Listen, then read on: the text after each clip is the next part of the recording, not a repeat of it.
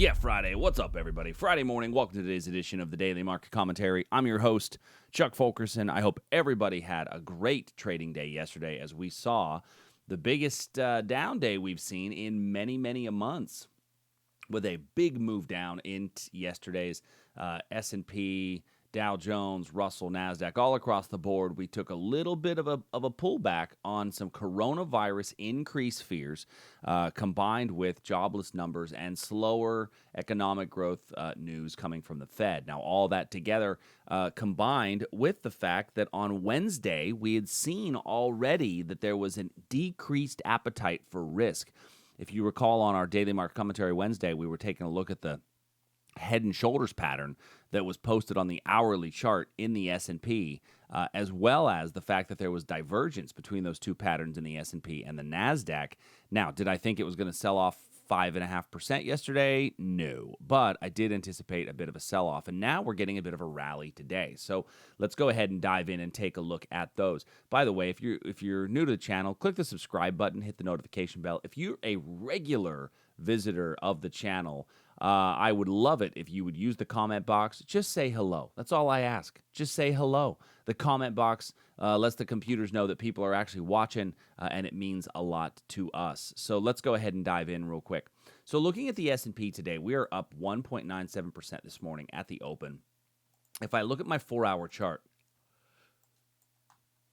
because my 4-hour chart is what we use to determine trend, we can see that we have lower low, because once we got below this area here, our low got a bit lower, and obviously a lower high right in here. Now, when we look at this was a very big sell-off yesterday. We had a demand area down in here that the market just sliced right through that like a knife through butter. So I will say that demand area got blown through. Now we're looking for where's our next rally point. Well, what I want to do is take a look at what I kind of consider my favorite price shape. And when I'm looking at my favorite price shape, essentially, let me take a little snip of the screen. When I'm looking at my favorite price shape, what I like to see is a shape that is this move up and a rally back up, right? This is we call this a bear rally short setup. So this is the bull pullback long setup.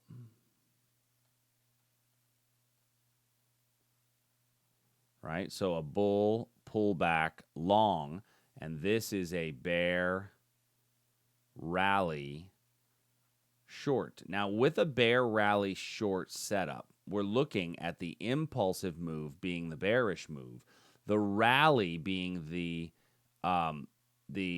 corrective move to set up for the next impulsive move down.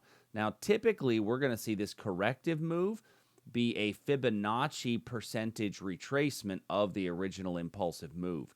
So I'm going to take a look at this distance from here to here and look at pulling a fib. And when I pull a fib, this is going to be about 50%.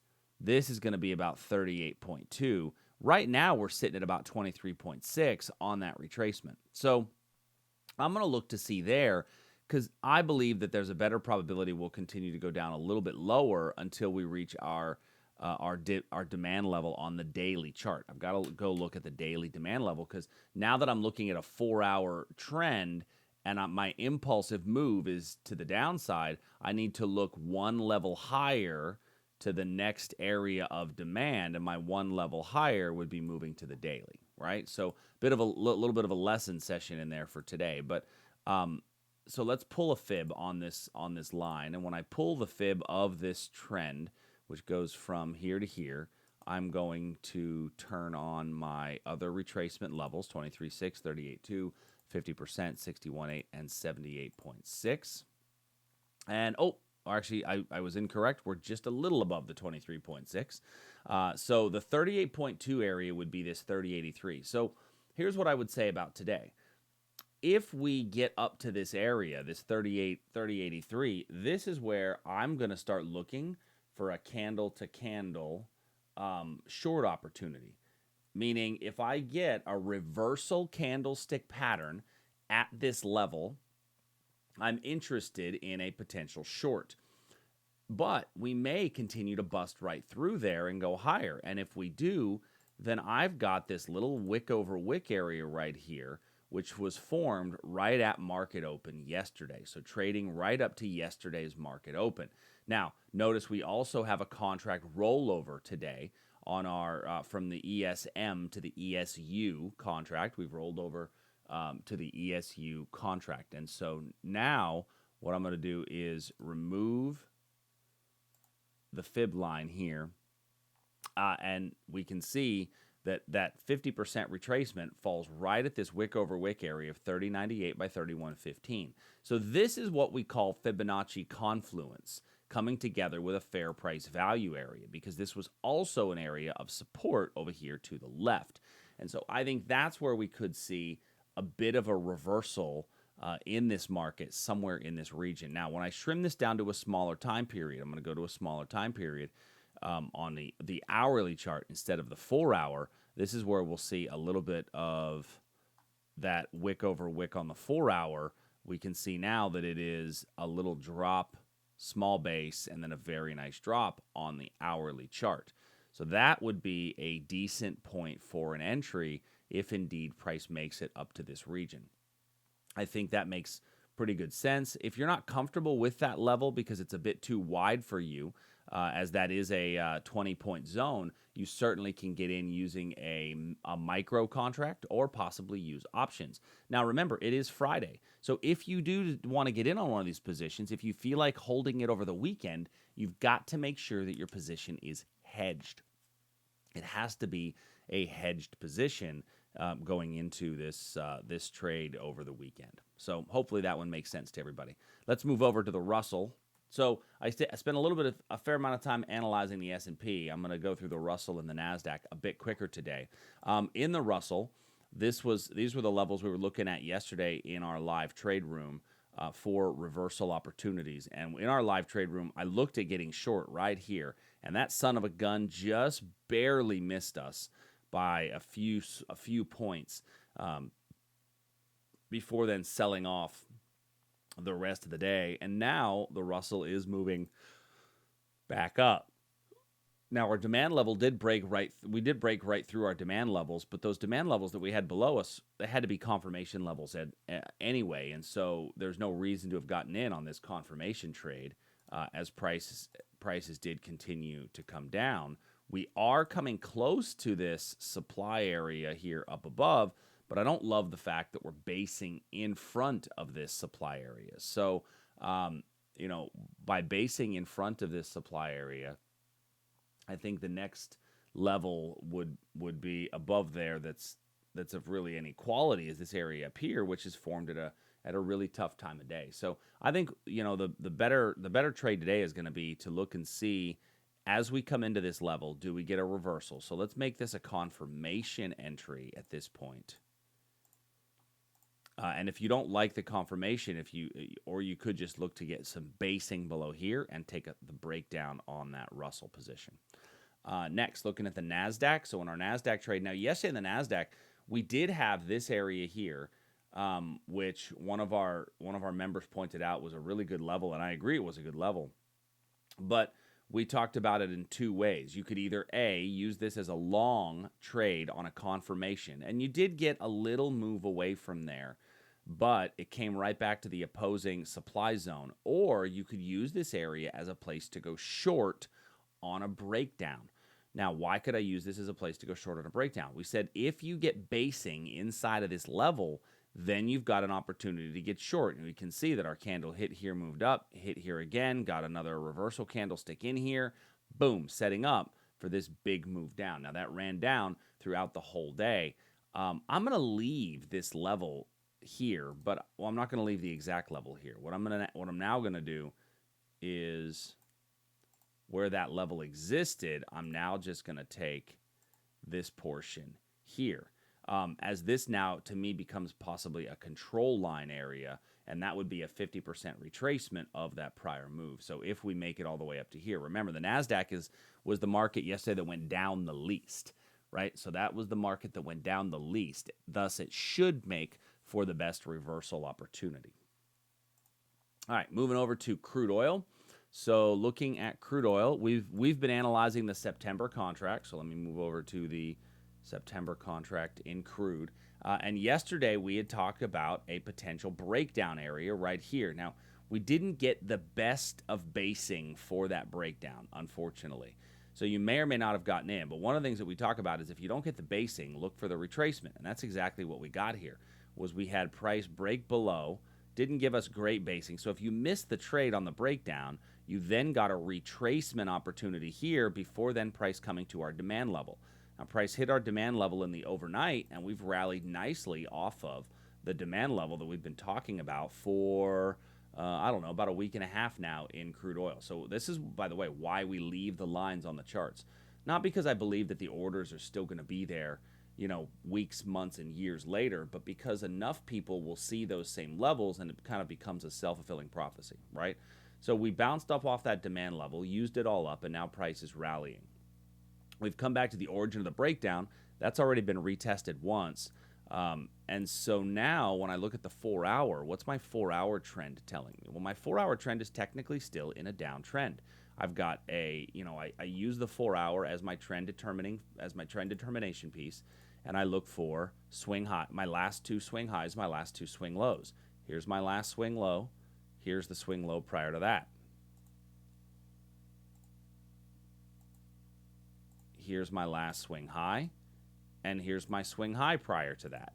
So if we were to draw those lines and connect them, if I connect my swing highs, I get lower highs. If I connect my swing lows, I get lower lows. So this is the definition of a downtrend: lower highs and lower lows. 2 consecutive lower swing highs, 2 consecutive lower swing lows. So my better opportunity is to now be a seller. Even though we just came off that demand level, my better opportunity is to be a seller. And this would be my best area of supply way up here. I don't know that we're going to make it up to that level today if we see some weakness throughout the day. And so as I go to a smaller time period, there's a little bit of an area right here just above us, but we're actually reversing right now. So I'd be totally okay if you look at this level and say, you know what, I'm going to go candle to candle from this zone, especially if this candlestick holds. And this current candlestick that you're seeing here is a bit of a reversal candle. Now, we're only 22 minutes. I'm recording this at 5:22 a.m. Central. So we're only 22 minutes into this first hour. So this candlestick, you know, may change its shape. But if we get a reversal candlestick, I'm okay going candle to candle short off of this level. Next, gold. Gold, we talked about an iron condor and just kind of staying in that iron condor mode with gold, and that's kind of what it's still doing, right? We've been talking about this for the last few weeks. Once again, if you don't trade options, go to tradersarmy.com. We've actually got a free class on trading options on futures. So just make sure you're a free member, and underneath the free education on-demand courses, you'll see a class on options on futures, because that's really all you've been able to trade here in gold in the last few weeks. So let's go ahead and move over to our bonds and currency markets, as we saw, I know, shocking movement in those as well.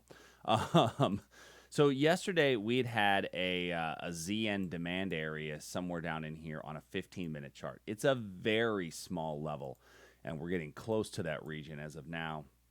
We didn't come back to it yesterday, but it's this little drop base, nice rally out of that zone, so let's keep an eye on that one for today. The Australian dollar, so in our Aussie position, we had a potential breakdown trade right here. Now, on that potential breakdown, this is our first touch, we got a second touch, we broke out on the third touch, but we didn't break out with the best basing. So while I'd love to say that I nabbed this one did not have the best basing in front of it in order to get me long. Now, I will say, though, on a 4-hour, what was my trend direction when we approached this demand zone? Well, think about when we approached this demand zone. What was my last swing high? Well, my last swing high was here, and the swing high prior to that was here. And when we approached this demand zone, I had a swing low here, but I didn't officially have a lower swing low as of yet. Now, technically, by getting lower than that first swing, we knew we were going to put in a new swing low. So you may not have gotten in on this trade, because technically by the rules that should be a confirmation entry. We did, however, do just a touch and go off of that level. So you may or may not have gotten in on that trade, as it didn't quite reach the middle of the zone. But the demand level is a picture-perfect image of a demand zone formed at the London Open. So that was a really nice bounce off of that zone. Leave me a comment. Let me know. Did you catch that area, or did you shy away from it? Which, by the way, there's nothing wrong with not taking it, because it was in the context of a bigger picture downward trend. Now, what we're seeing here is that we have begun a rally back up. So we're at about 50% retracement on this area. Keep an eye for price getting below this level here with some basing for us to move down further. Our Euro level, same kind of thing. We hit our demand zone and then popped up out of that level. Now, we did also have the contract rollover, which then created a gap. That gap has been filled, and we saw a move away. Now, by the way, for those of you that are using a brokerage platform, maybe a type of trading station that you use, for those of you that use a brokerage platform that stitches together contracts where you do not see gaps, I will tell you that rollover gaps matter and that you can trade rollover gaps. I do not like to use those adjusted 103 XN, 107 XN contracts, because I feel like it's a misrepresentation of gaps and true trading opportunities. And we can see exactly that right here. We gapped up, immediately traded back down into the filling of the gap, and then price moved away. And so when you're looking at contract rollover dates, that's also something to consider. Now in the euro, we are still in an upward trend, technically, in our euro positions. So that long was a great opportunity to get an entry on that on there. But now I've got to look to see that 4 hour is definitely losing a bit of steam. So since that 4 hour is losing a bit of steam, I'm going to put a breakdown line right here, because this would be where we'd get short if the breakdown comes down, right? But as far as a breakout to the upside, I don't really have anything clean as of yet, so I'm just going to hold off. Canadian dollar, if I look at my Canadian dollar, our 4 hour chart on our Canadian, we put in a pretty big double top here after our Fed announcement, and it's continuing to drop lower. We got lower than this swing low. I don't technically have a lower swing high as of yet. I have a lower swing low because we've got swing low 1, swing low 2, but I don't technically have a lower swing high.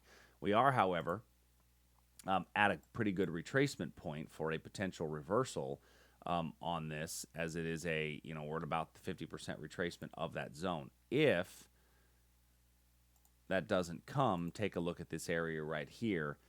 We could see a reversal right off of this zone, which was right at yesterday's market open. Great British Pound and Japanese Yen. So looking at the pound, same exact picture that we had in our other markets with the breakdown line here. Now, if you missed the breakdown, you had the next area of demand right here in the overnight where we hit and rallied hard off of that demand level. So these currency markets all hit these demand levels, and that was, if I go to my 4 hour chart, you can see that our big picture uptrend in the pound was not broken. The reason for that is because, yes, I got lower than this swing low, but I didn't get a lower swing high. Now, if we reverse and come back down and we create a new swing high, then I'm going to have a lower high and a lower low, and the downtrend is official. But that 15-minute level was a very realistic and strong reason to get in. Now, even if you didn't love the limit entry, it came more than halfway in for a confirmation entry, giving you the opportunity to get long. So that Great British Pound trade, a really nice move off of that zone. Now we're starting to come down a little bit more on that 15 as well as the hourly. So it would be best to look for potential shorts at this point. And, I can see price reversing basically where we are now. So look for a breakdown candidate as we move forward.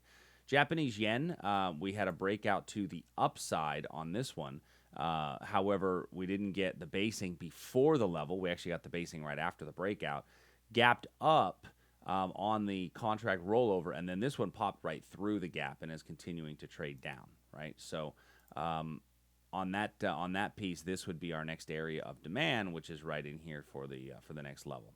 So I know we went a little long today, about a 20-minute recording, but for those of you that held on to the end. I appreciate it. Hopefully you guys picked up a few pearls of wisdom today. If you have any questions, please, as always, shoot us an email, support@tradersarmy.com. I will talk to you soon. See ya.